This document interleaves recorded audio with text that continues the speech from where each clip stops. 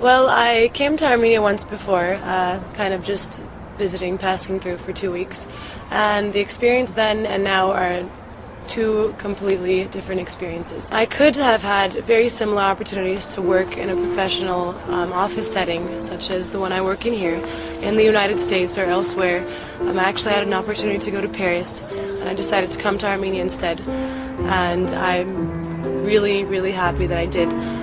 Because being in Armenia, even though I do work in an office, I do things that I could have done in the United States, but it just brings me one step closer to the result of my work. I mean, I'm in the office and I'm working in front of a computer. You know, I may be editing text, or I may be helping with a grant proposal, but then I go out onto the ground and I'm actually in the place that my work is affecting. I live with a host family. That's a really, really huge benefit of being here as a volunteer. I feel like I'm really involved in their family. I help them clean up after dinner, and they've stopped yelling at me when I try to wash dishes because I think they've accepted the fact that I'm not a guest in their house anymore.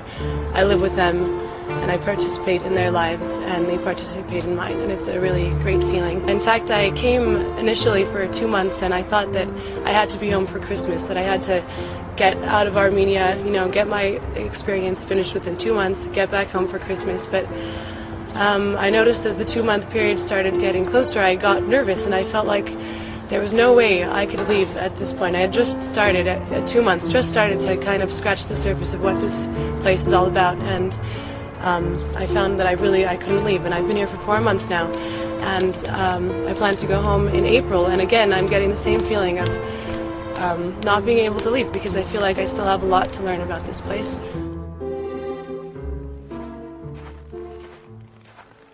Truthfully, I'm scared to fall in love with Armenia.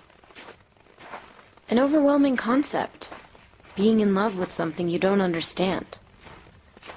This emotion is only felt with the heart and not understood by the mind. It's the Armenian blood that runs through me, through my heart, which tells me being here is a good thing, despite my uncertainty. This experience is happening, and it's real.